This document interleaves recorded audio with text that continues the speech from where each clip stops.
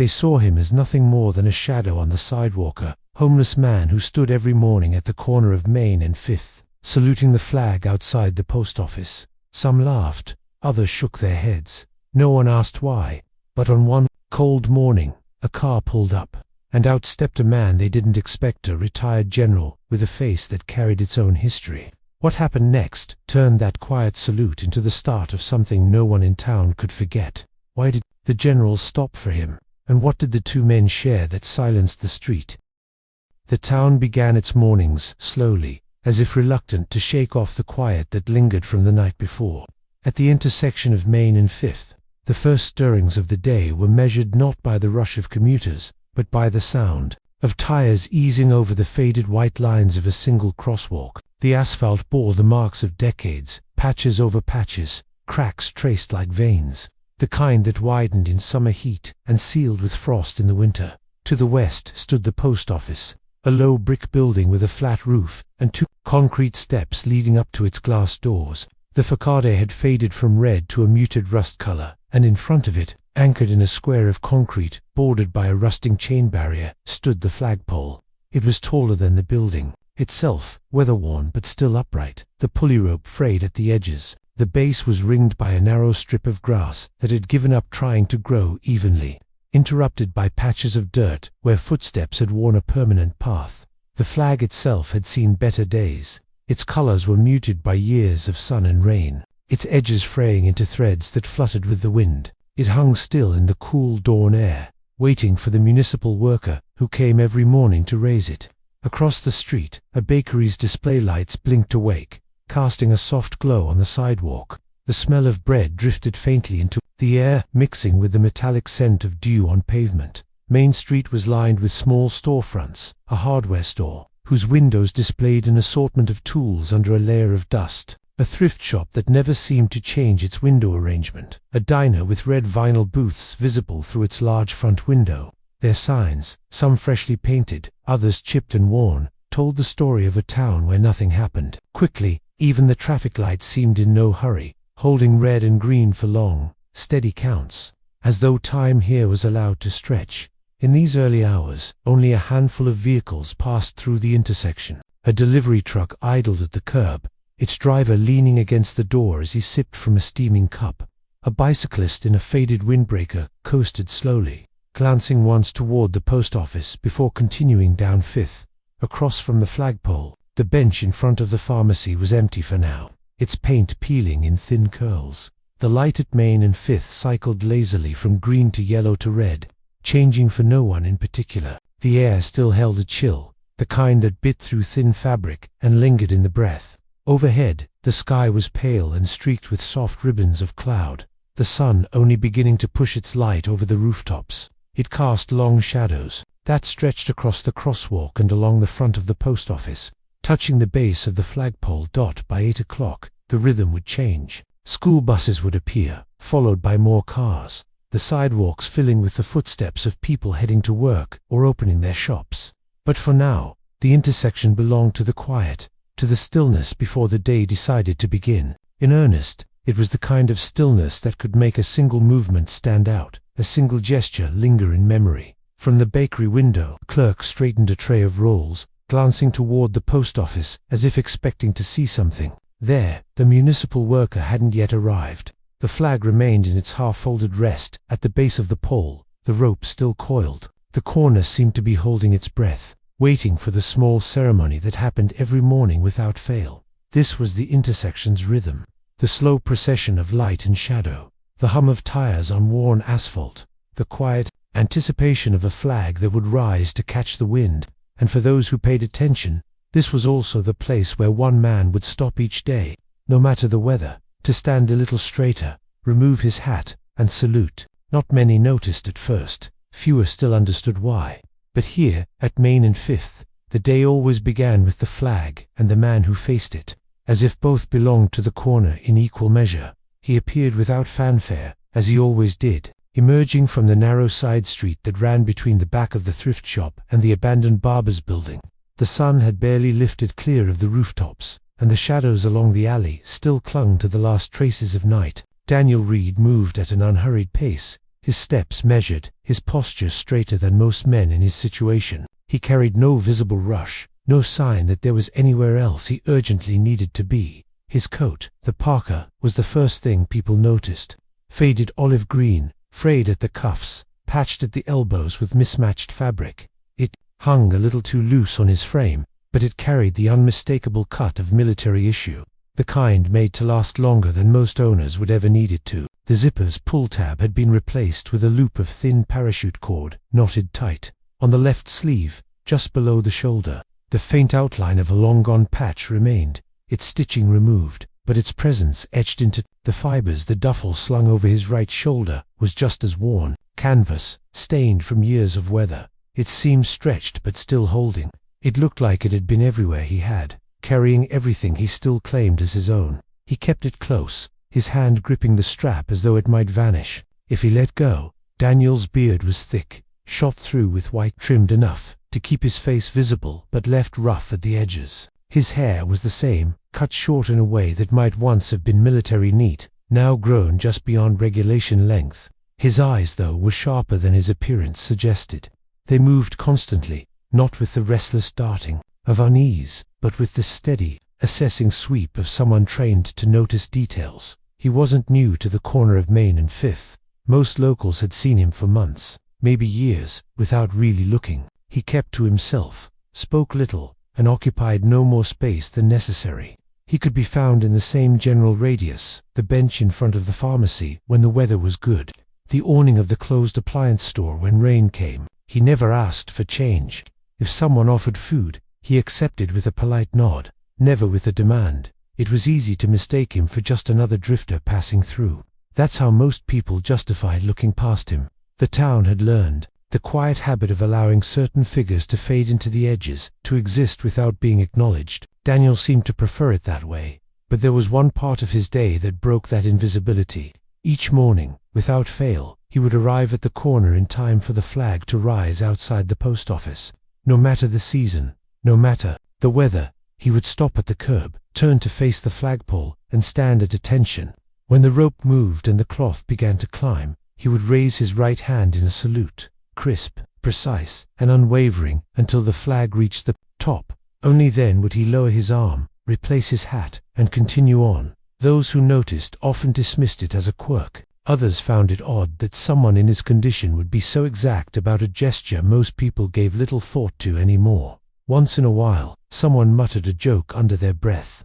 Daniel never reacted. His salute wasn't for them. This morning, his boots tapped softly against the pavement as he stepped onto Main. He paused at the crosswalk, eyes fixed on the flag still coiled at the base of the pole. The streetlight's amber glow washed over the edges of his parka. The bakery clerk inside the window glanced up, as she often did, watching him take his usual place. From a distance, it looked simple, a man standing still on a street corner. But up close, there was a precision in the way Daniel held himself, a silent discipline that didn't fade with time or circumstance. He carried it the way he carried his duffel, close, constant, and without apology. What no one on the corner could yet see was that this morning would be different. The act that had long gone unnoticed, or worse, mocked, was about to draw the attention of someone who understood exactly what it meant. And in that moment, Daniel Reed would no longer be invisible. The first sound came from the hinges of the post office's side door, a low metallic groan, the kind that only happens when something has been in use for decades without ever being replaced. A man in a reflective orange vest stepped out, his breath visible in the cool morning air, a loop of rope in one hand and a small ring of keys in the other. His name was Carl Munro, the town's maintenance worker, and though few people knew his name, everyone knew his routine.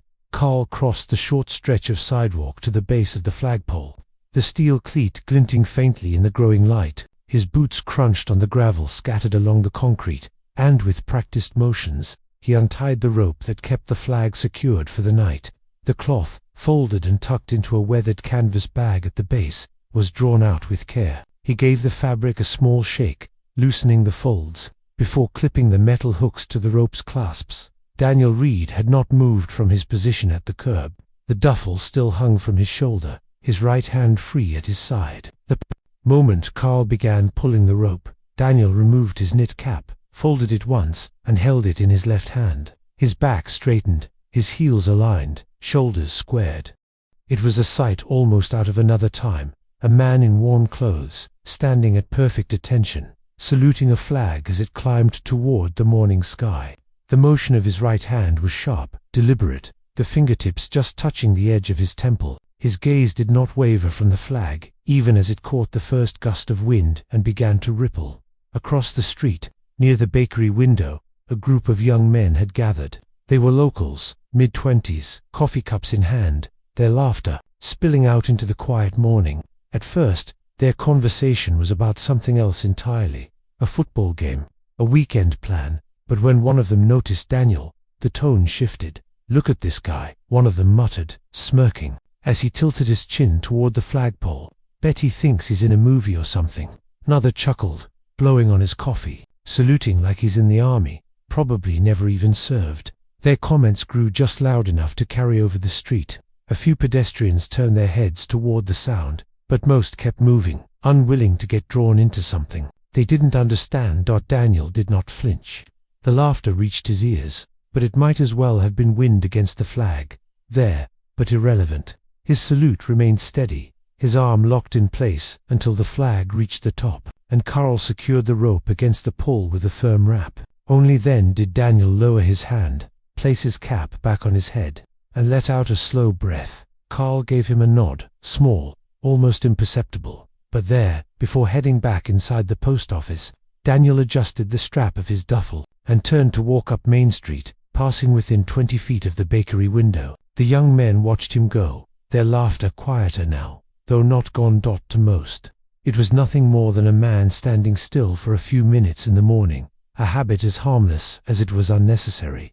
But for Daniel, it was not a performance, not a plea for attention. It was a duty, one of the few he still recognized as his own, carried out with the same precision it had demanded decades ago. The sun had climbed higher now, spilling light onto the crosswalk, warming the cracked, white paint. Daniel's boots found their rhythm again, each step measured as he moved down the block. Behind him, the flag caught the wind, snapping once before settling into its slow, steady wave. What neither Daniel nor the watching crowd knew was that someone else had been in that moment, someone in a truck waiting at the light, whose eyes had locked onto the crispness of the salute, the stillness in the man's stance, and recognized it for exactly what it was. That recognition would follow Daniel past this corner, altering the course of a day that had begun like any other. The morning traffic began to pick up, though in this part of town that meant a slow trickle rather than a rush. A sedan idled at the red light, its driver drumming his fingers against the steering wheel. A school bus lumbered past, its engine rattling faintly as it turned onto Fifth. The scent of fresh bread from the bakery mixed with the faint tang of exhaust in the crisp air. Daniel was already moving away from the flagpole, boots carrying him, at the same even pace he had used to approach it. To anyone not paying attention, it was just a man walking, but for those who had watched him stop and salute, the image lingered, and for a few it became something to talk about. The group outside the bakery had shifted positions, leaning against the window ledge with paper cups in hand, their voices carried easily across the narrow street. They didn't lower their tone, didn't make an effort to be discreet. "Guy thinks he's still in the service," one of them said with a half smile, taking a sip of coffee. "Bet he's just some drifter who picked up an army jacket at the thrift store," another added. "Looks the part, right? Standing there like he's on parade." A third laughed, tilting his head in the direction Daniel had gone. "What's the salute for anyway? Flag doesn't care." The remarks drew a few chuckles from passers-by, not all mean-spirited, but the kind of quick, shallow humor that comes from not bothering to think beyond the surface. It was easier to dismiss than to wonder. Daniel heard them. His ears were still sharp, even if he didn't turn his head. Years ago, he had learned the skill of filtering sound, knowing when to respond and when to let it pass over him like wind over water.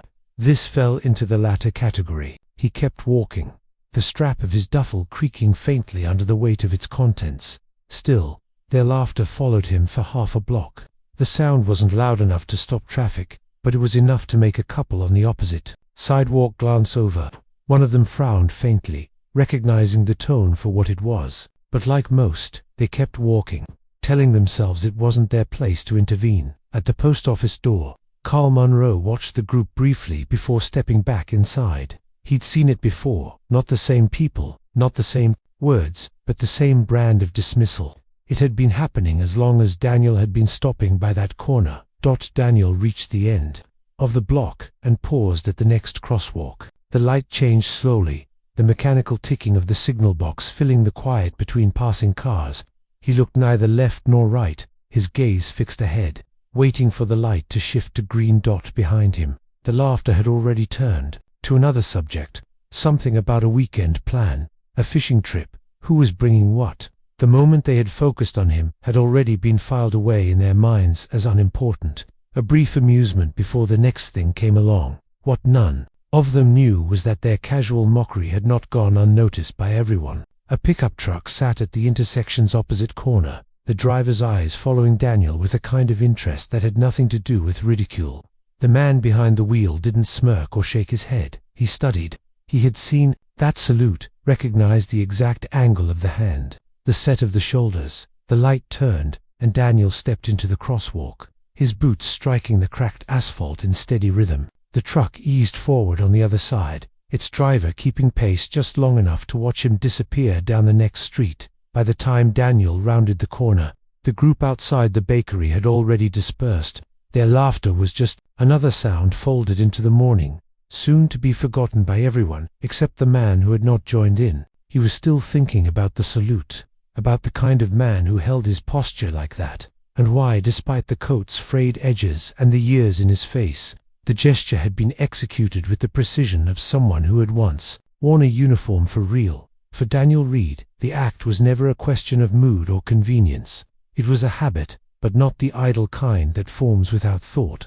This one had been carved into him over years, reinforced by repetition until it became inseparable from the rhythm of his days. It had followed him through deployments, through barracks mornings when the air was still heavy with the smell of oil and canvas, through the noise of bases where bugles cut the dawn into sharp, precise moments. When he'd first come back to the States, he kept it up instinctively, stopping wherever he was if a flag was raised or lowered, coming to attention, saluting until the ceremony was complete. In the early months, it had drawn nods from other veterans and polite glances from strangers. Over time, as the world moved faster, most people stopped noticing. He hadn't. Even now, years later, even when his boots were worn thin and his parka hung loose on his frame, the gesture remained as precise as it had been in uniform. The corners of his salute were sharp, his hand steady, his gaze locked on the flag until it reached its place. That discipline didn't vanish just because life had changed. Most mornings in this town followed the same script.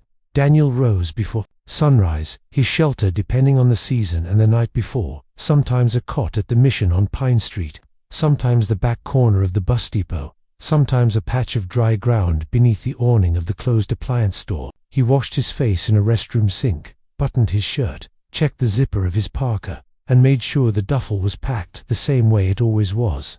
The walk to Main and Fifth was deliberate. He timed it so that he would arrive just as the post office's side door opened and Carl stepped out with the flag. It wasn't just about the flag itself. For Daniel, the act was a tether, a reminder that even when much of his life had been stripped down to what could fit in a single bag, there were still rules worth keeping.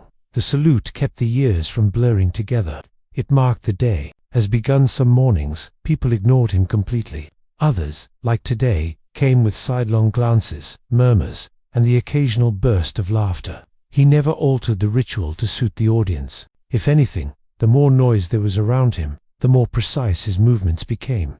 After the flag reached the top and the rope was tied off, he always took one step back before putting his cap on again.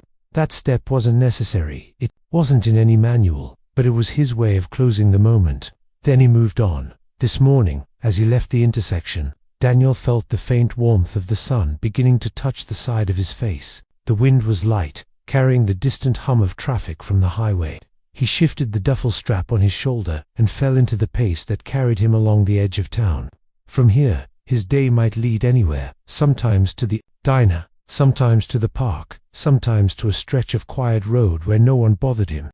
There was no one waiting for him, no schedule that required his presence. But there was an unspoken appointment he never missed, the raising of the flag. It was the one fixed point in days that otherwise drifted without shape. He passed the hardware store, nodding to the owner sweeping the sidewalk, though the man barely looked up.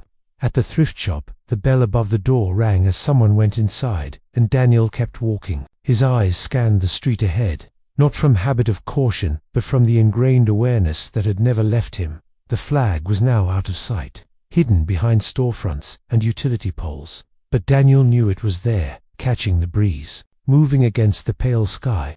In his mind, the image was as clear as when he had stood at the curb, the cloth snapping once, the rope taut, the metal clips glinting in the light. It would be there tomorrow, and the day after that, and so would he. The habit was more than muscle memory.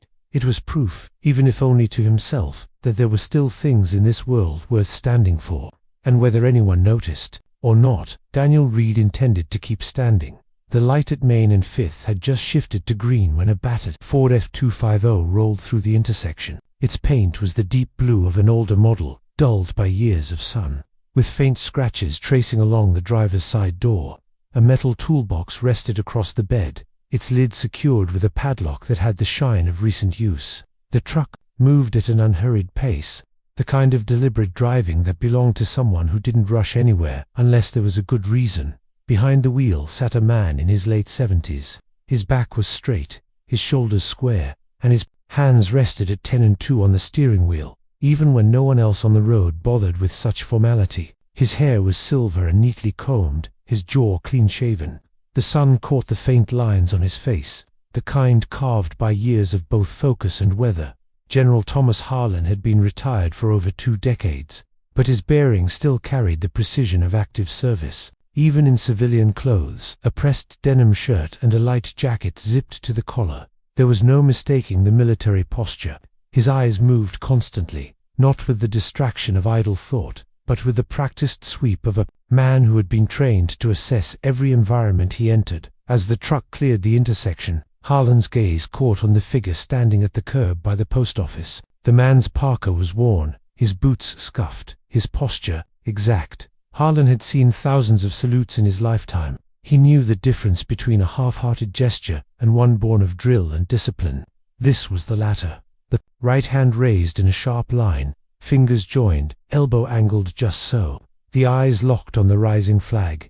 In that instant, the rest of the scene blurred. Harlan barely registered the bakery across the street, or the group of young men leaning against the window with smirks on their faces.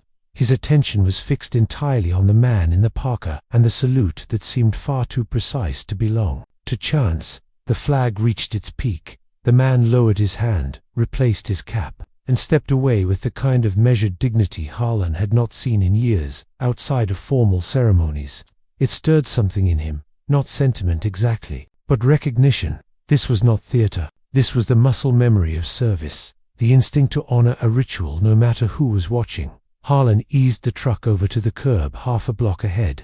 He glanced in the side mirror, watching as the man's pace remained steady, the duff shifting slightly with each step. The younger men outside the bakery were laughing now, their attention still trailing after the retreating figure. Harlan's jaw tightened. He didn't need to hear their words to know their kind. When the man in the parka drew closer, Harlan noted the details, the frayed cuffs, the faded outline of a patch on the sleeve, the careful way the duffel strap was held. The man's face was weathered, not just from age, but from exposure, the kind that came from years outdoors.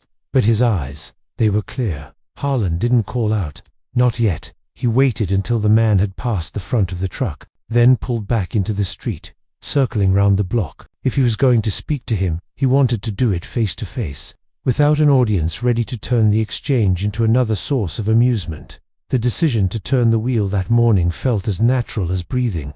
Harlan didn't know the man's name, his story, or even if he would be willing to talk. But the salute had told him enough. This wasn't just someone in a second-hand jacket. This was someone who had once stood in formation, who had once been counted among those willing to serve, and who still, even now, carried himself like it mattered.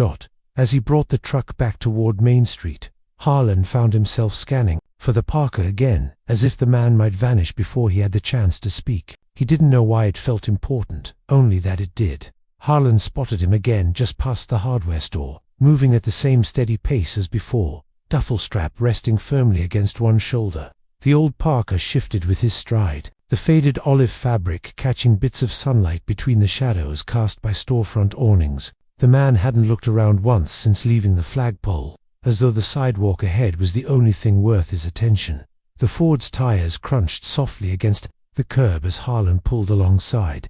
He cut the engine, the sudden quiet making the faint murmur of traffic and the caw of a distant crow more noticeable. Opening the door, he stepped out, his boots meeting the pavement with a slow, deliberate weight. Daniel heard it, the sound of the truck door shutting, the footsteps that followed, but he didn't stop walking until Harlan was close enough to speak without raising his voice. When he did stop, it was with the kind of stillness that suggested habit more than hesitation. His eyes lifted, meeting the strangers without flinching. Up close, Harlan could see the lines around them, not just the deep creases of age, but the fine weather-etched marks of a man who had spent more time outside than in. But it was the eyes themselves that struck him most. They were steady, level, with the quiet alertness he had seen countless times in soldiers who had learned to read a room before speaking.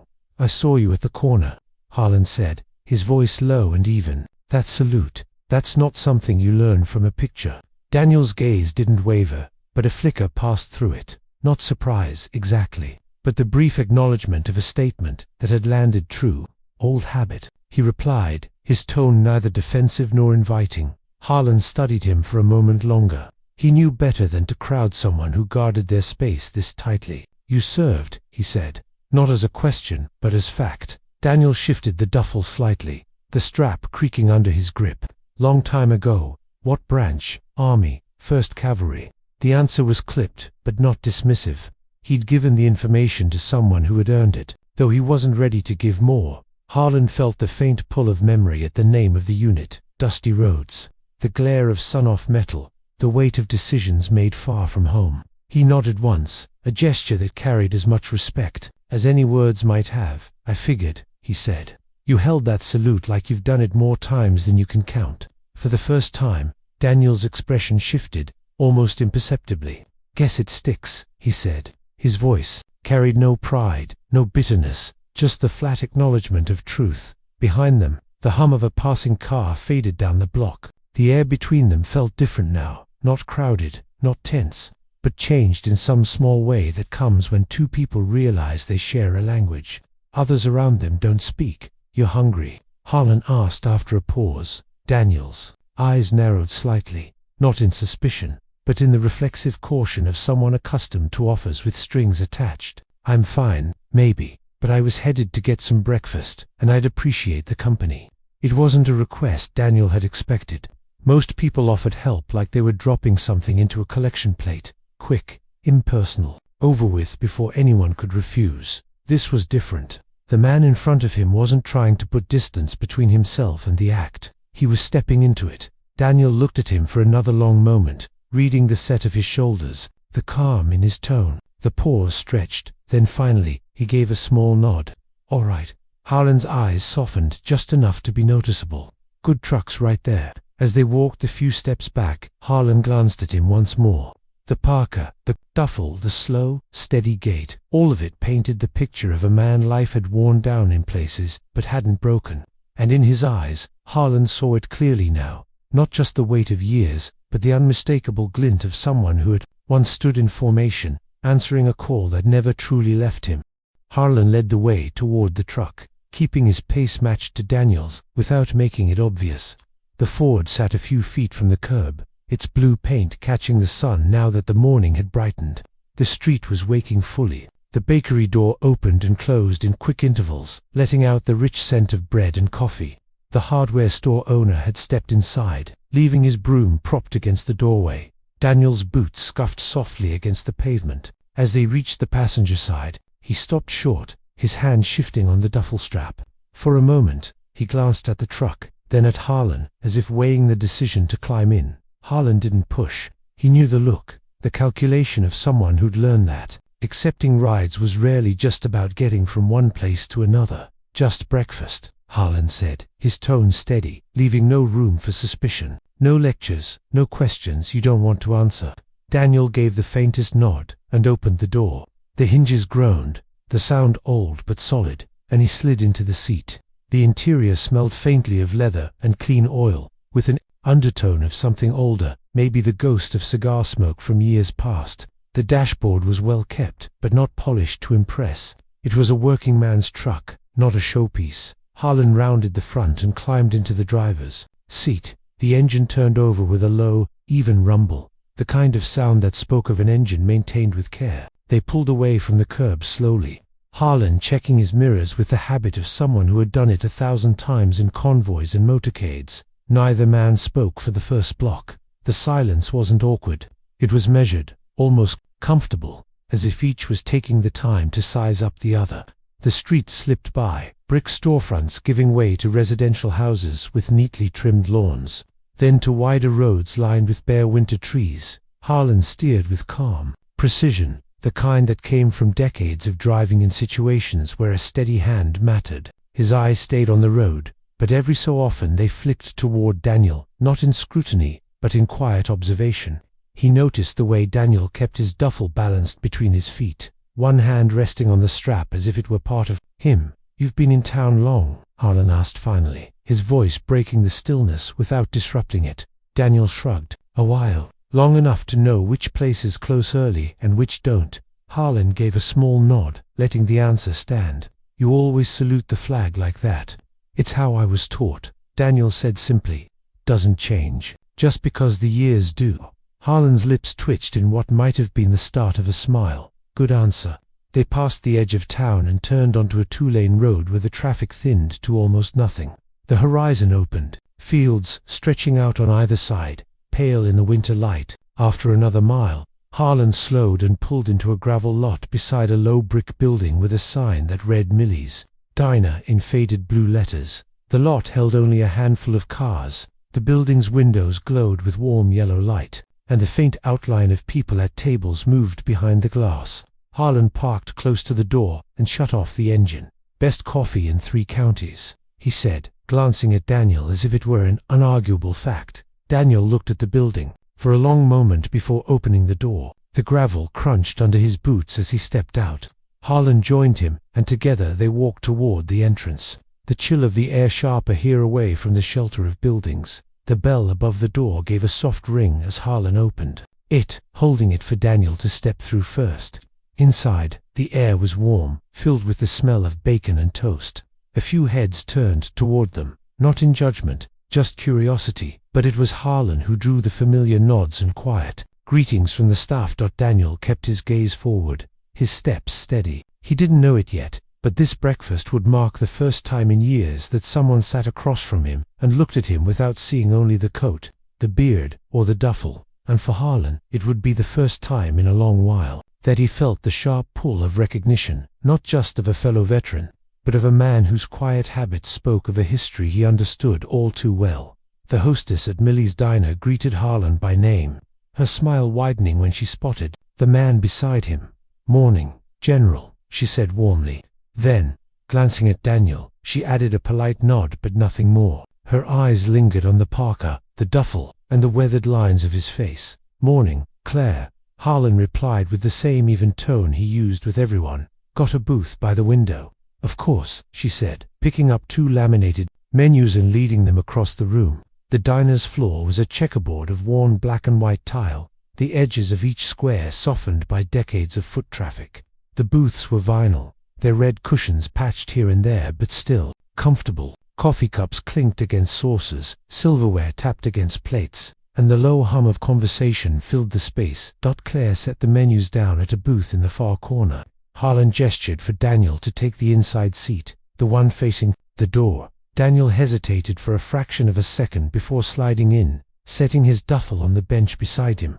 Harlan took the opposite seat, his back to the wall. It was a small thing, but Daniel noticed it was the way soldiers sat, always with a view of the entrance. A waitress approached almost immediately, a short woman with salt and pepper hair pulled back into a bun. She looked at Harlan with the familiarity of someone who'd served him many times before. "The usual?" she asked. "2 of them," Harlan said before Daniel could speak. "And coffee for both." The waitress gave a small nod and left without writing anything down. Daniel glanced at him, one eyebrow raised slightly. "You ordering for me now?" Harlan leaned back, his expression unreadable. "You looked like you could use a hot breakfast." Trust me, you'll like it. Daniel studied him for a moment. There was no arrogance in the statement, no assumption, just a straightforward confidence that was difficult to argue with.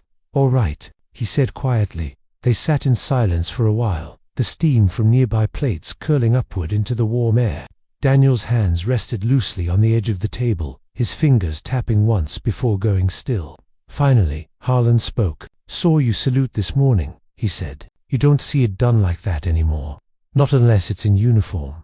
Daniel looked at him evenly. "You see a man salute a flag, and you figure you need to ask him why.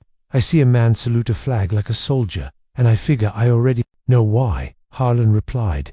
"But I like to hear it from the man himself." For the first time since they'd met, the corner of Daniel's mouth twitched upward, though it never reached his eyes. "Old habits," he said. "They don't wash out easy." "I'd call that a good thing," Harlan said, leaning forward. "Slightly. Those habits mean something."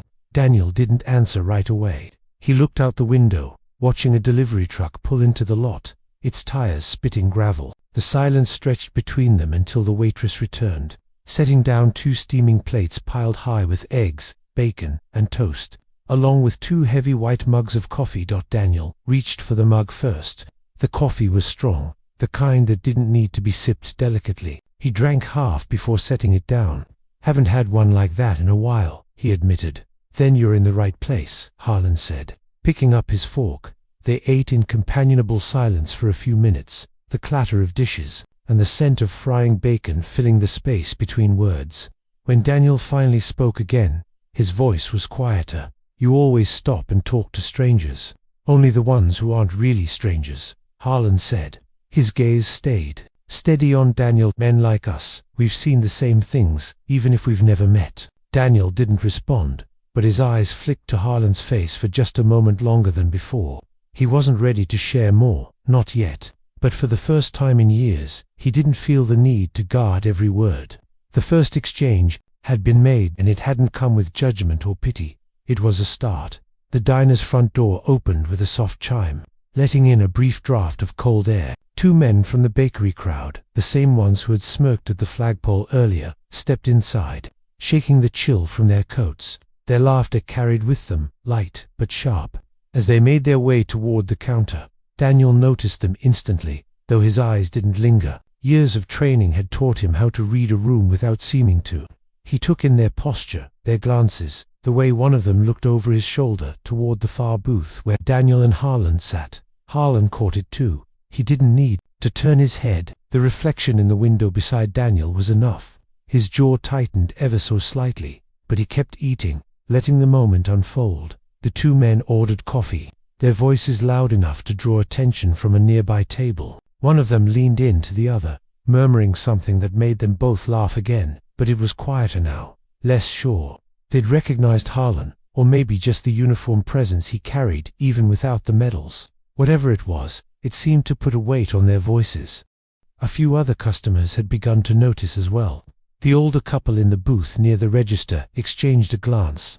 The man tipped his head slightly toward Daniel, as if acknowledging something he hadn't bothered to before. The waitress, who had brought their breakfast, kept looking over, her expression shifting from professional indifference to something more watchful. The room's hum softened, conversations tapering off until the clink of silverware on plates felt louder than before. Daniel didn't flinch under the shifting attention. He'd long ago learned to exist in public spaces as if he were invisible. But this was different. The air itself seemed to have changed. Harlan set down his fork and reached for his coffee, his eyes still on Daniel. "Ignore them," he said, low enough for only Daniel to hear. "They'll figure out soon enough they were wrong." Daniel gave a small shrug. "They usually don't care one way or the other." "Maybe not," Harlan replied, "but sometimes all it takes is seeing the truth once." The 2 men at the counter had gone quieter still. One kept glancing back at the booth, his brow furrowed, as though trying to match Daniel's face to something lodged deep in memory.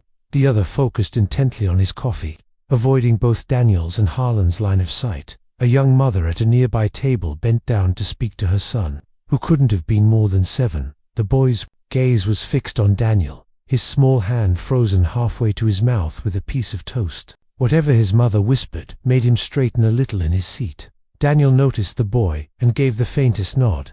The boy, emboldened, nodded back. It was a simple, almost imperceptible exchange, but Harlan saw it. He recognized the unspoken understanding that could pass between people of different generations when respect bridged the gap. By the time the two men at the counter got their orders to go, the tension in the diner had shifted. Their exit was quieter than their entrance, the door's chime sounding almost subdued as they stepped back into the cold. The older couple near the register caught Daniel's eye as they left. The man raised a hand in a brief, respectful gesture, not quite a salute, but close enough that Daniel understood the intent. The waitress returned to top off their coffees, her voice softer now. "Let me know if you need anything else, hun," she said. And it wasn't the kind of line that came from a script, it had weight to it. Daniel looked across the table at Harlan, who gave a slight nod, as if to say, "You see." Daniel didn't answer, but inside, he registered the change. The room had gone from curiosity to a kind of quiet awareness, the kind that made people measure their words a little more carefully. And while he wouldn't have admitted it out loud, Daniel felt the smallest shift within himself. It wasn't trust, not yet, but it was something. A sense that maybe, for the first time in a long while, people weren't just looking at him. They were starting to see him. The meal was nearly finished when Harlan set his fork down and leaned back, his gaze steady on Daniel. The clink of dishes and low murmur of conversation filled the diner again. But to Daniel, the space between them seemed quieter than the rest of the room. Harlan reached for his coffee, then paused, his hand resting on the mug. "You stood at that flagpole like it was the only thing in the world that mattered," he said. "That's not something you see much anymore." Daniel's eyes stayed on the table. "Some things still matter. Whether anyone notices or not, doesn't change that." Harlan didn't answer right away. Instead, he slid out of the booth, standing with a slow, deliberate motion. He stepped around the table and stopped beside Daniel. The scrape of his boots on the tile drew a few curious glances from nearby tables. Daniel looked up, brow furrowing slightly. "What are you doing?" Without a word, Harlan straightened his back, heels together, and raised his right hand in a crisp, precise salute, the kind of salute that carried decades of muscle memory and meaning. His fingers were aligned perfectly, his elbow at the exact angle. It wasn't hurried, it wasn't casual. It was the kind of salute one soldier gave to another when words weren't enough. For a heartbeat, Daniel didn't move. His breath caught, and something flickered behind his eyes. Recognition, disbelief, maybe both. Then, almost without thinking, he pushed himself up from the booth. The motion was slow, but when he came to attention, it was as if no years had passed since the last time he'd done it. He returned the salute, sharp and unwavering, meeting Harlan's gaze. The diner seemed to pause around them. Forks hung in mid-air, conversations trailed off. Even the waitress with the coffee pot stopped mid-step. The gesture needed no explanation. Everyone could feel its weight. Harlan held the salute for a long moment before lowering his hand. Daniel did the same, the two men standing face to face in the narrow space beside the booth. Neither of them spoke immediately, but the silence between them wasn't empty. It carried the shared understanding of men who had once worn the same weight on their shoulders. A few tables over, the young mother leaned toward her son, whispering something in his ear. The boy's eyes widened, then softened, as if he suddenly understood that the man in the parka wasn't just another figure on the street. The two men who had lingered outside earlier were long gone, but their absence only made the moment sharper. Daniel realized, with a faint sense of irony, that if they had stayed, they might have learned more in a minute of watching than in a year of mocking. Harlan returned to his seat, his movements calm but deliberate. "It's been a long time since I've done that for someone out of uniform," he said quietly. Daniel eased back into the booth as well, though his posture stayed straighter now. "Been a long time since anyone's done it for me." Harlan gave a slight nod. Then maybe it was overdue.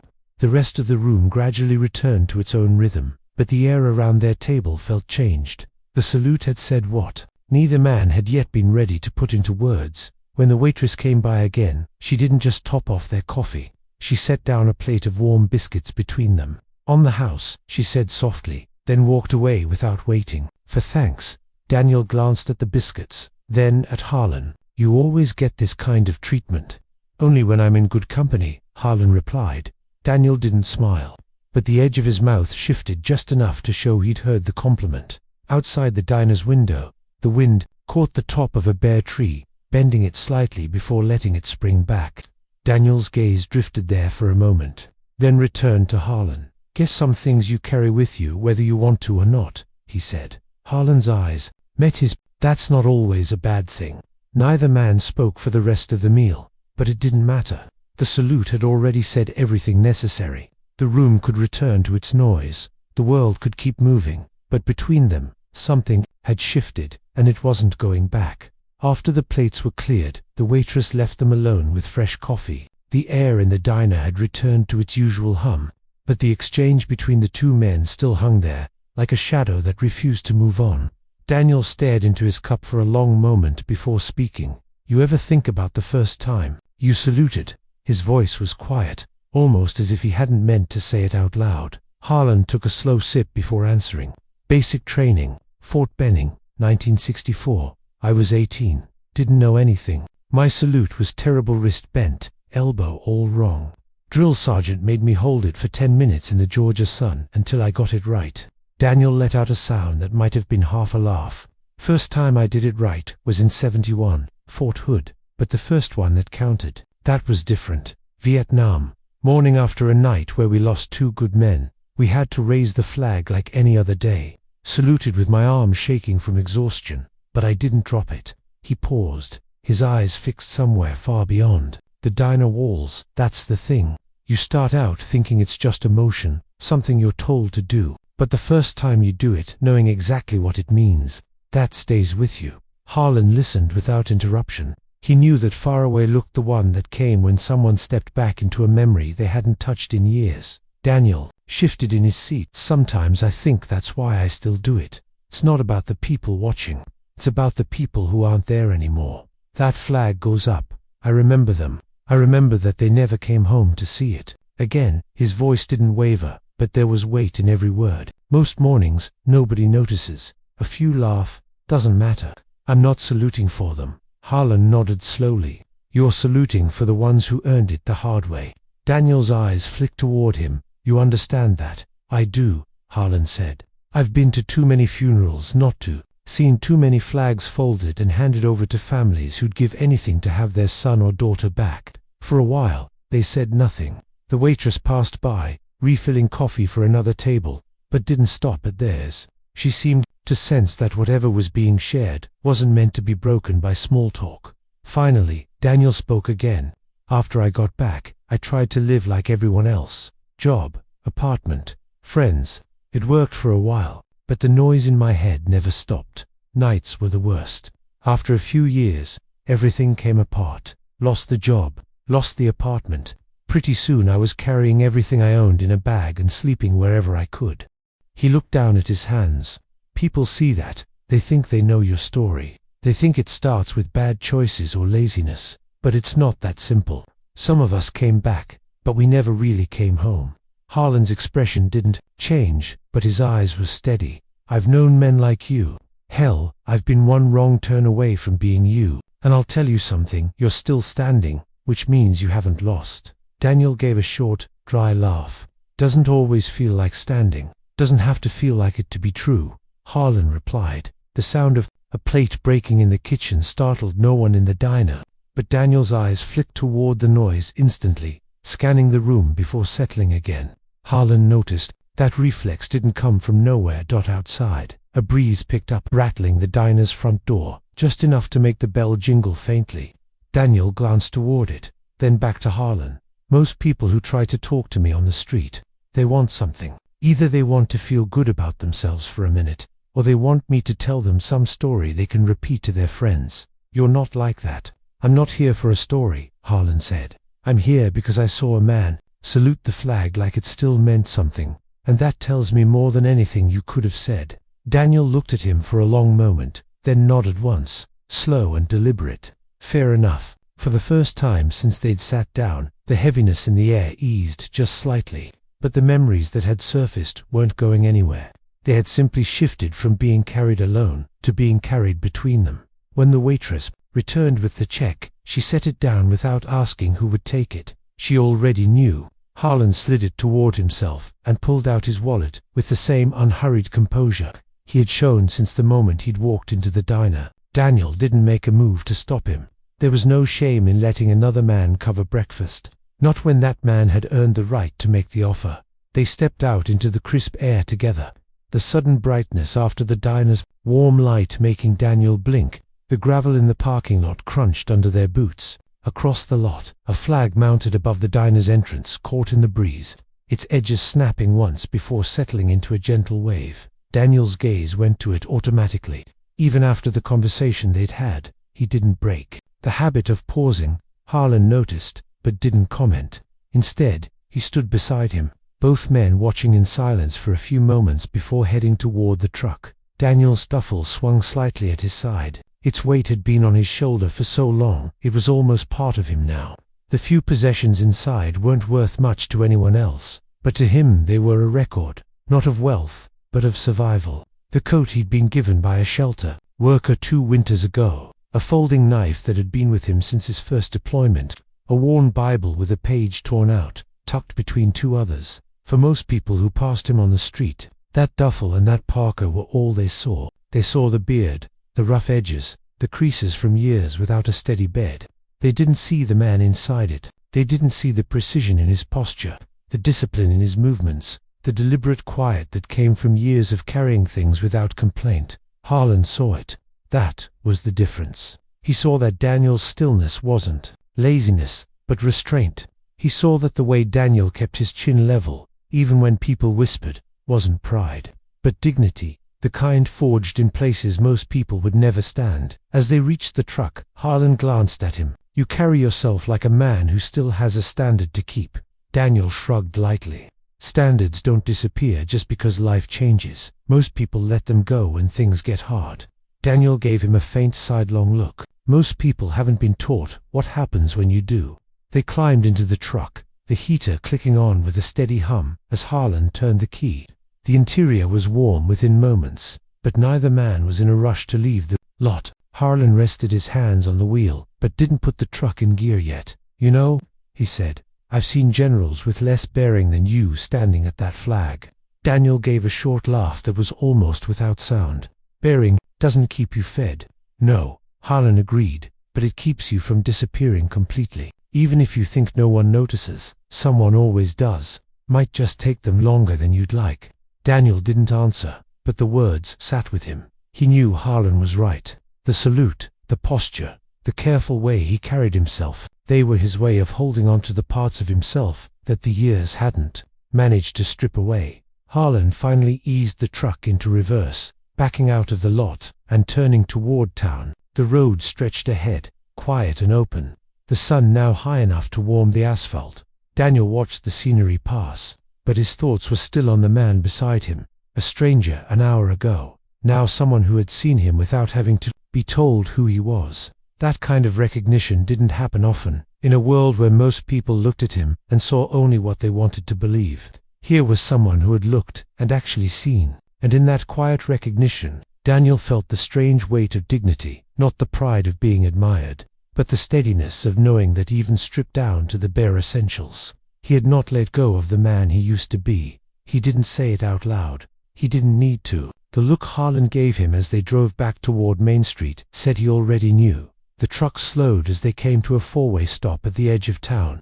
The street ahead led toward the post office, the flag now high in the breeze. Harlan didn't turn in that direction. Instead, he eased the truck onto a side road, lined with bare trees, whose branches reached over the pavement like a tunnel dot. Daniel noticed, "This isn't the way back to where you picked me up." "No," Harlan said simply. "I've got another stop in mind." Daniel shifted in his seat, the duffel brushing against his leg. "You don't have to go out of your way." "It's not out of my way," Harlan replied. "And even if it was, I'd still be going there." They rode in silence for a stretch, the tires humming over the road, the heater clicking softly. Fields passed on either side, winter brown and still, broken only by the occasional fence line. Finally, Harlan glanced over. "You ever been to the VA office on Oak Street?" Daniel's jaw tightened slightly. "Once, a long time ago. Paperwork took hours. Felt like I was filling out forms just to prove I existed. Didn't go back." Harlan nodded, as if he'd expected that answer. "Things have changed. Not perfect, but better. And I've got people there who'll actually listen. People who'll make sure you get what you've earned." Daniel looked out the window. I'm not looking for a handout. It's not a handout, Harlan said, his voice firm but calm. It's what you're owed. You put the uniform on. You served. You've been carrying that alone for a long time. It doesn't have to stay that way. Daniel didn't answer. Right away, his breath fogged the passenger window in short, even clouds. Every time I've let someone step in, it's ended the same. Promises, paperwork, and then I'm back where I started. This isn't a promise, Harlan said. It's an offer. I'll walk in there with you. I'll vouch for you. And I'll stay until you've got the next step in place. There was no sales pitch in his voice, no urgency, just the steady tone of a man who meant exactly what he said. Daniel studied him for a moment, measuring his words against the man himself. There was no sign of pity in Harlan's face, only a kind of quiet resolve, the kind that came from decades of standing his ground. Why? Daniel asked finally. Why bother? Harlan kept his eyes on the road. Because I've seen too many good men disappear. Some of them didn't have anyone step in when it mattered. I can't change that, but I can make sure you're not one of them. The truck crested a small rise, and the tops of buildings came into view, the low brick of the VA office among them. A flag flew out front, its colors sharp against the pale winter sky. Daniel looked at it for a long moment. You're not going to stop until I walk in there, are you? No, Harlan said with the faintest smile. But I'll stop if you tell me to. This has to be your choice. The road narrowed as they entered the lot. Harlan parked near the front, cutting the engine.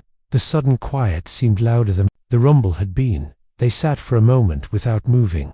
Daniel's hand rested on the duffel strap, his thumb brushing the worn canvas. It's been a long time since anyone stood next to me without needing me to explain who I am, he said quietly. You don't have to explain, Harlan replied. I've already seen it. Daniel looked at the building again, then back at Harlan. All right, he said finally. Let's see if they've really changed.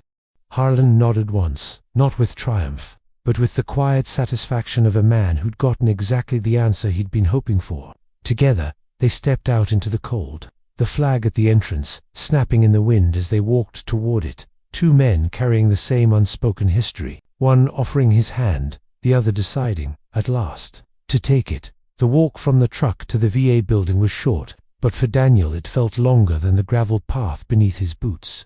Each step carried the weight of years spent avoiding places like this, years of convincing himself he didn't need them, that he could keep going without anyone's help. The building's glass doors reflected the pale winter sky, and the flag above them rippled sharply in the wind. Harlan walked beside him without saying a word. He didn't hurry him, didn't fill the silence with reassurances.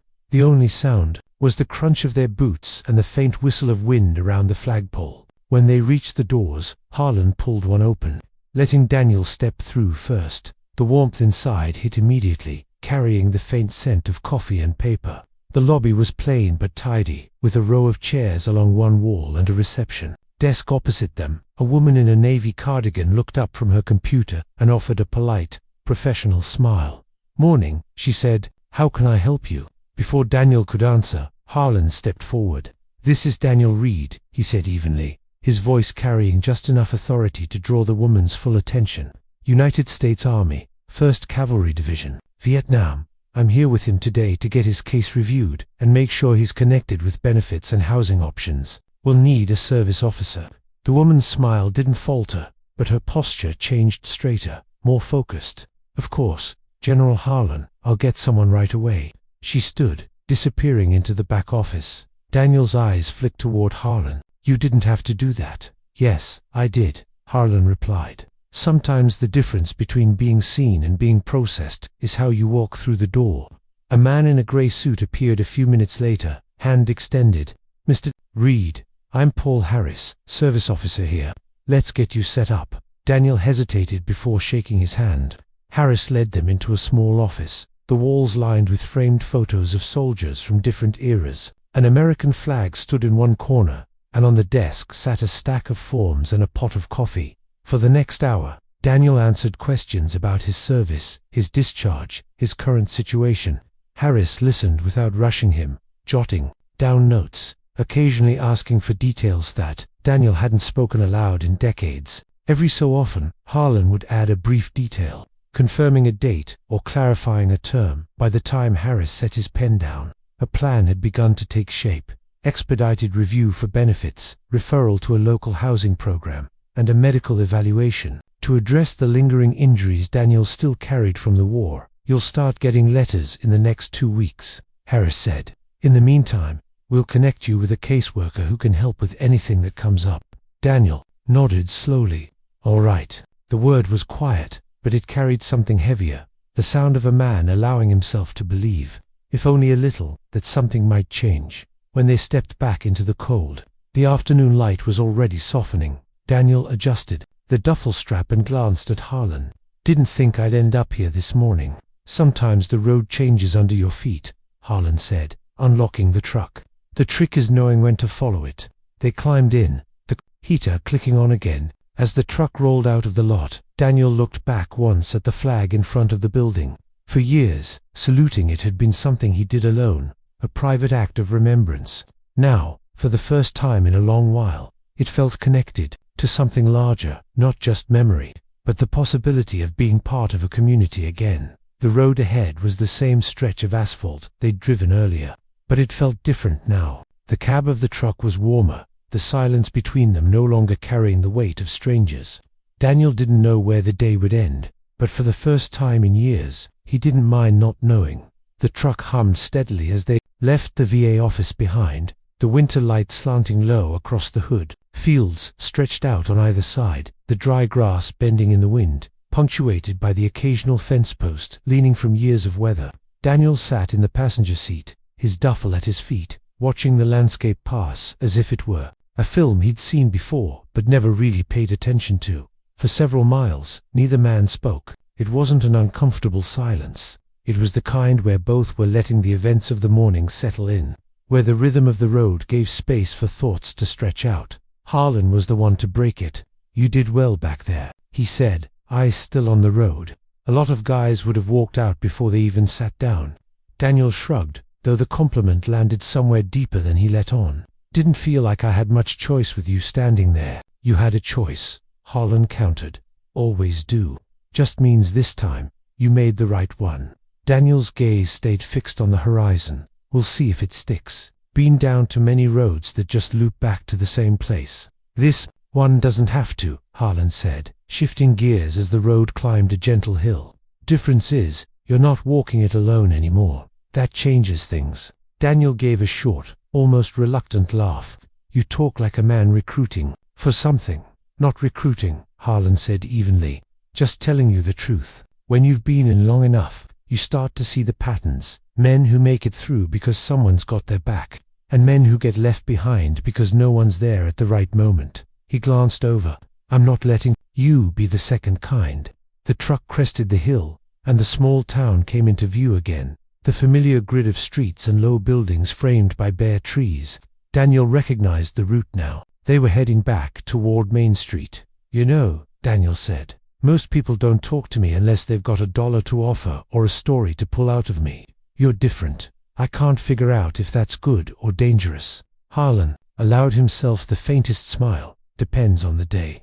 They passed the bakery, the same window where the group had stood that morning. Daniel noticed the absence of the laughter, the way the corner seemed quieter now. The flag at the post office was still flying, its fabric twisting in the wind.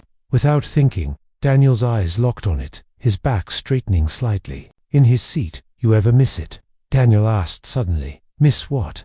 Waking up knowing where you were supposed to be and what you were supposed to do." Harlan's hands tightened slightly on the wheel. "Every day for the first 5 years after I retired. Then one day, I realized I still had it. The discipline, the purpose. I just had to put it somewhere else."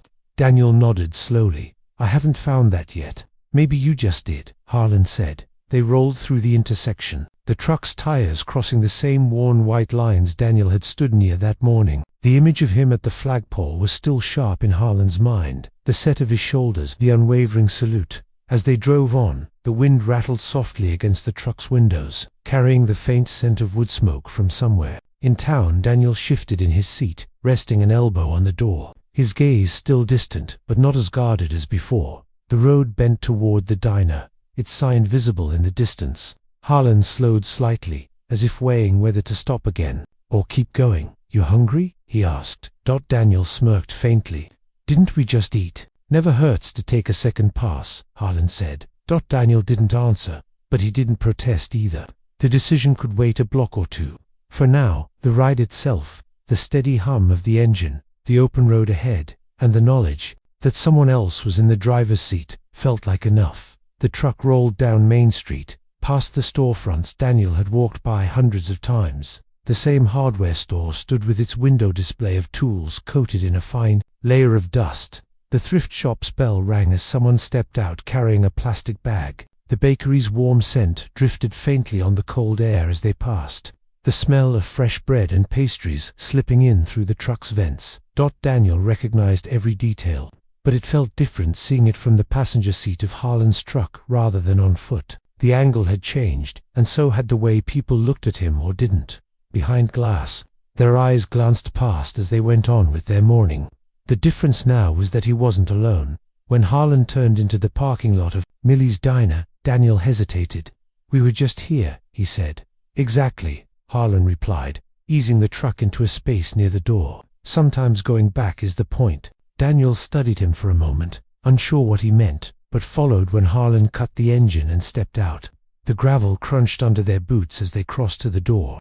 The small bell above it gave its familiar ring as they entered. The warmth inside hit immediately, along with the familiar aroma of frying bacon and strong coffee. A few heads turned at the sound of the door, and Daniel noticed something in the glances. Less curiosity, more recognition. Claire, the hostess, looked up from her station, her eyes flicking between Harlan and Daniel. "Back so soon," she said with a small smile. "Thought we'd try round two," Harlan said. "Same booth, if it's open." Claire nodded and led them toward the far corner. Daniel followed, his duffel brushing his side with each step. The low murmur of conversation filled the air, but he caught fragments here and there, someone mentioning the weather, another table talking about a high school game.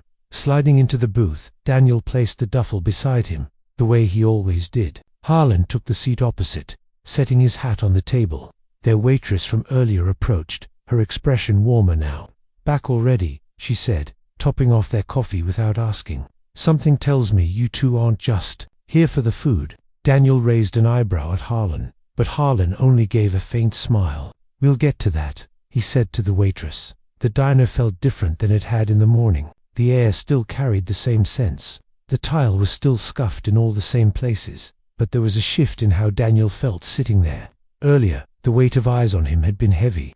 Now, there was less judgment in those looks, and in some cases, a kind of quiet respect. The door opened again, letting in a gust of cold air. An older man in a plaid coat stepped inside, nodding toward Harlan, and then, after a brief pause, toward Daniel. It wasn't much, just a small acknowledgement, but Daniel noticed he didn't return the nod right away, but the gesture stayed. With him, the waitress returned to take their order. "Two of the same as before," Harlan said without looking at the menu, "and keep the coffee coming." As she walked away, Daniel leaned back slightly, his eyes scanning the room. It was the same diner it had always been, but he could feel the shift in the air. People weren't whispering in the same tone as before. Some simply watched for a moment, then went back to their meals. Others gave those small nods, subtle but deliberate.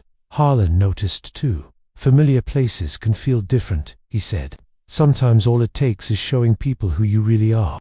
Daniel's gaze moved to the window, where the street outside reflected in the glass. He saw the flag across the way, rippling in the wind, and thought about the morning, about how it had started and the turns it had taken. For the first time in a long while, he didn't feel the urge to leave. Before the food arrived, he stayed, hands around his coffee cup, letting the warmth soak into his fingers as he waited. The diner wasn't just a place to eat anymore. At least for this moment, it felt like a place where he could sit without bracing for the next careless word. The coffee was hot, dark and steady in Daniel's cup. When the first real shift happened, the waitress had just set down their plates, eggs steaming, toast still glistening with butter, when two men from a table near the counter got up to pay their bill. Daniel recognized them instantly. They were part of the group from the bakery. That morning, the ones who had stood across the street smirking as he saluted. The shorter of the two glanced over as he walked past. His eyes flicked to the duffel at Daniel's side, then up to his face. The look wasn't as bold as it had been earlier, but it wasn't apologetic, either more curious, as if something didn't line up anymore. His companion murmured something under his breath, and they both moved toward the door. Harlan saw the look. He set down his fork and pushed back from the booth just enough to stand. His movement was unhurried, but unmistakable, purposeful in a way that drew attention from the tables nearby. "Before you go," Harlan said, his voice level but carrying easily over the clink of dishes, "I want to make sure you know who you were laughing at this morning." The two men froze mid-step. The diner quieted around them, not in shock, but in that curious way small rooms do when everyone senses something important is about to be said. "This man," Harlan continued, nodding toward Daniel, "served in the United States Army, 1st Cavalry Division, Vietnam. He stood at that flagpole every morning in this town, in rain, in snow, in heat, without fail. Not for show, not for you, for the men who didn't make it back." Daniel's jaw tightened. He hadn't asked for this, hadn't wanted the spotlight, but he didn't stop Harlan either. Something in the older man's tone made him stay still, made him listen. "You see a worn coat and a duffel bag," Harlan went on, "but I see a man who carried his brothers through the worst this country ever asked of them. I see someone who hasn't forgotten what that flag means, not the cloth, but the cost." The taller of the two bakery men shifted his weight, his expression uneasy. The shorter one glanced at Daniel again, but this time it wasn't a smirk. Harlan's voice didn't rise, but it deepened. "So if you find yourself standing across from him again, maybe think twice before you open your mouth. Respect doesn't cost you anything, but it says everything about the man you are." No one in the diner spoke. The waitress stood by the counter, her coffee pot paused mid-pour. Claire, the hostess, watched from her station, her eyes fixed on Harlan. The two men muttered something that might have been an apology, but it was too soft to carry. They left quickly, the door's bell sounding sharper than usual as it closed behind them. Harlan sat back down, picking up his fork again as if nothing had happened. "Eat before it gets cold," he said, almost casually. Daniel looked at him for a long moment before speaking. "You didn't have to do that." "Sure I did," Harlan said. "Dignity is not something you should have to defend alone." Daniel let out a slow breath and cut into his eggs. Around them, the room's hum gradually returned, though the glances Daniel caught now were different, fewer eyes sliding away, more meeting his gaze. A couple of people even nodded, small acknowledgments without fanfare. By the time they finished their plates, the tension from earlier had drained out of the diner. Daniel's duffel felt a little lighter at his side, though nothing inside had changed. The difference was in the air thin, but there. When they stepped back out into the cold, the flag across the street snapped sharply in the wind. Daniel paused for just a second, looking at it. He didn't salute this time. He didn't have to. For the first time in years, he felt like the people around him understood what it meant without him lifting a hand. The wind outside was sharp, enough to make Daniel pull his parka tighter, but the warmth from the diner still clung to him when they slid back into the booth earlier. After Harlan's words to the bakery men, the room had felt different. Daniel had noticed it in the way the waitress refilled his coffee without him having to ask, in the way the older couple by the window gave him a small nod as they got up to leave. Now, with the last of the confrontation behind them, he focused on the plate in front of him. The eggs were still warm, the bacon crisp. He cut each bite with a kind of measured pace, as if he was still getting used to the idea that no one in the room was looking at him with judgment. Harlan didn't rush him between mouthfuls of his own breakfast. He sipped his coffee and let the conversation wander. "Where'd you grow up?" Harlan asked, not as an interrogation, but the way one might ask an old friend to fill in the missing pieces. Daniel chewed, swallowed, and said, "South of Lubbock. Small town, smaller than this one. My dad was a mechanic. Mom worked the diner until her knees gave out. Big family, 2 brothers, both younger. One went into construction, the other." Daniel's voice trailed off for a moment, his eyes dropping to his plate. "Other didn't make it past 19. Car accident. Happened when I was overseas." Harlan gave a slow nod. "That's a hard way to get news." Daniel didn't reply right away, but after a moment, he took a sip of coffee. Things were different after that. Home didn't feel like home anymore. They ate in silence for a while, the clink of forks and low hum of the diner filling the space. It wasn't uncomfortable. It was the kind of quiet that let each man turn over his own thoughts. When the waitress came by with a plate of biscuits, she set them between the two of them without asking. the butter dish already half melted from the heat. "On the house," she said again. But this time there was no trace of formality, just something close to fondness. Daniel picked one up, splitting it in half with his hands. Steam curled into the air, carrying the smell of fresh bread. "Not bad," he said after the first bite, almost surprised. Harlan smirked faintly. "Told you this place was worth coming back to." They lingered over the food longer than either had expected. Daniel found himself talking more than he thought he would about the dust storms that used to sweep through his hometown, about the first time he'd driven a truck down a 2-lane road at 17, about the day he walked into the recruiter's office and signed his name. Harlan listened, never interrupting, occasionally asking a question that drew another detail out. He didn't push for the war stories Daniel wasn't ready to tell. Instead, he let the conversation find its own path, weaving through years of Daniel's life like an unspooled thread. By the time their plates were empty and the biscuits gone, the coffee had cooled in their mugs. Daniel glanced toward the window. The flag across the street was still there, its edges snapping in the wind. For years, he'd stood in front of it alone, the act unnoticed except for the occasional smirk or whisper. But now, he realized, there was someone sitting across from him who understood exactly why he did it. Tan didn't need him to explain. When the check came, Harlan covered it without discussion. Daniel didn't protest. He simply nodded once in thanks, the kind of thanks that didn't need to be spoken out loud. As they stepped back out into the cold, the wind bit at their faces, but the weight of the duffel on Daniel's shoulder didn't. He felt quite as heavy. The day wasn't over. There was more road ahead, more conversations waiting. But for the first time in a long while, Daniel felt like he wasn't walking it alone. When they left Millie's diner for the second time that day, the air outside carried a sharper edge. The sun was still bright, but the breeze cut colder now, threading between the buildings along Main Street. Daniel adjusted the strap of his duffel on his shoulder, falling into step beside Harlan as they crossed the lot toward the truck. Neither man spoke until they were inside, the heater blowing a low hum into the cab. Harlan started the engine but didn't pull out right away. Instead, he sat with his hands on the wheel, watching a delivery van back into a space across the street. "You need to be somewhere?" Harlan asked, his tone casual. Daniel shook his head. "Not exactly. I just go where the day takes me." He gave a small shrug. "Keeps me moving."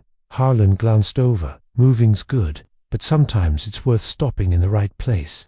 Daniel didn't answer, and Harlan didn't press. He shifted into gear, easing them out onto Main Street.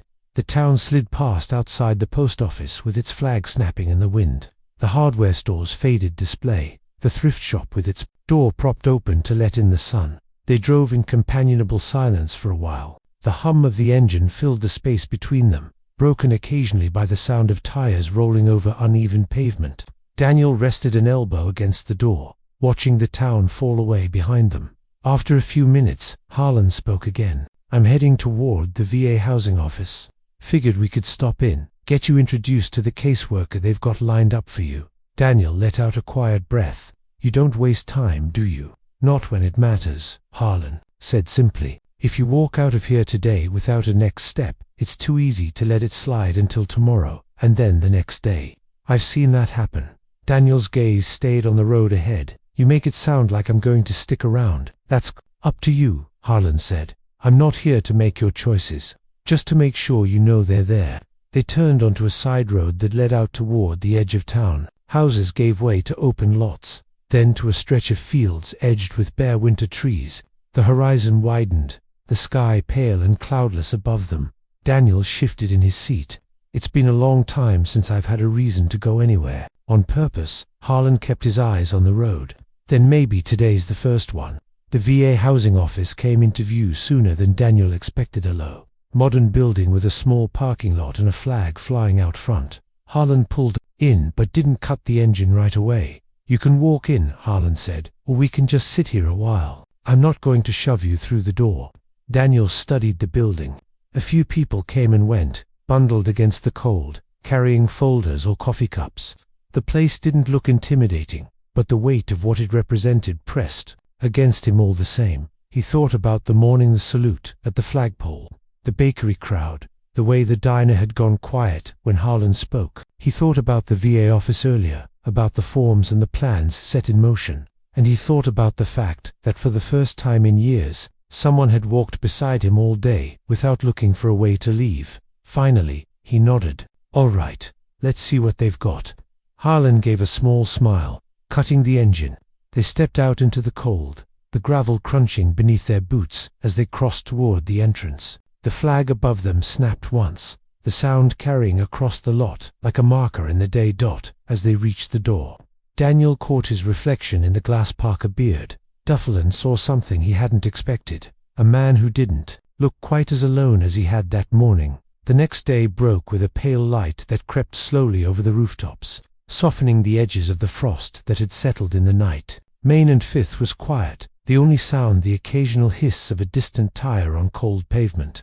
The flag outside the post office hung still, its fabric heavy with the damp chill of early morning dot. Daniel came from the same side street he always did, boots scuffing softly over the sidewalk, duffel strap looped securely over his shoulder. But this time, he wasn't alone. Harlan walked beside him, his pace measured to match Daniel's. They didn't talk much on the way, there was no need. The sound of their steps was enough to mark the start of the day.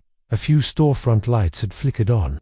The baked window glowed warm against the cold, and Claire from Millie's was sweeping the front walk.